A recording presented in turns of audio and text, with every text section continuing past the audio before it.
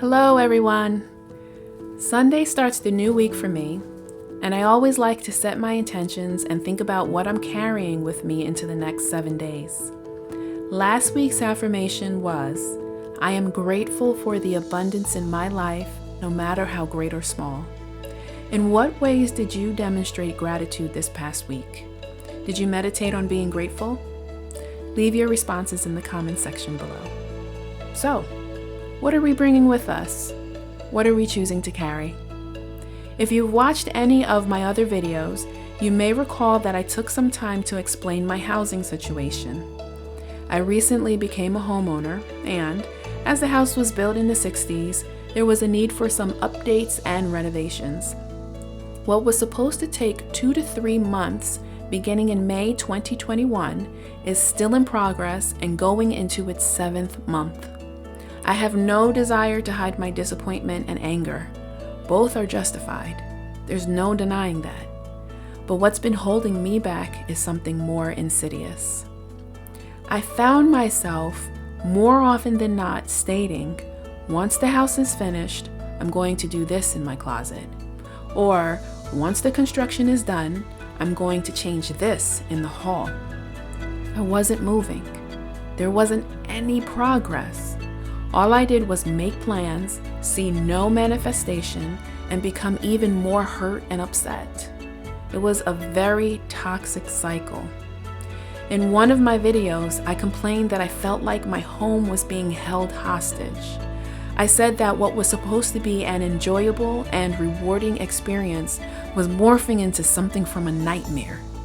Then, one day, my sister did something amazing. During one of my virtual classes, I heard her say, "We're moving all the boxes against the back wall. We're putting the couch out and setting up the television." In essence, what she was doing was making the living room look more like a living room. As I was on a short break, I went to investigate and could not help but feel a surge of positive energy, and I found myself becoming engaged and lending a helping hand. Eventually, I had to return to work, but a few hours later, I peeked outside my office, and the living room was exactly what she said it would be, a living room. Was it perfect? No. Does the living room look the way I envisioned it when I purchased the home and hired the contractor? No. But is it being used? Yes. Is it bringing the family together in a common space? Yes. Has the energy of that room changed since we cleaned it up? Yes. I smile now because I'm so grateful for the lesson my sister taught me. She said, "We were in an unhappy situation that we couldn't directly control at the moment. What would make me happy right then and there? I can't change everything, but I can change something. I control my reality within a situation." In that moment, I took action. What do I want my life to look like? Instead of always complaining about present circumstances, what actions could I take to be who I want to be, get where I want to go, and have what I want to have?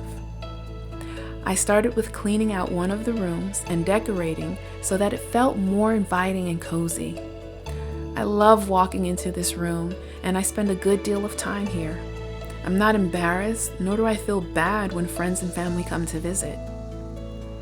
There may be a situation in your life that you cannot control. Within that situation, what can you do to carve out a comfortable niche and from there, continue heading in the direction that brings you toward the life of your dreams? Don't do what I did. Don't get stuck. Continue moving forward. This week's affirmation is, I am taking consistent action toward the life experience of my choosing. Thanks for giving me a listen. See you next week.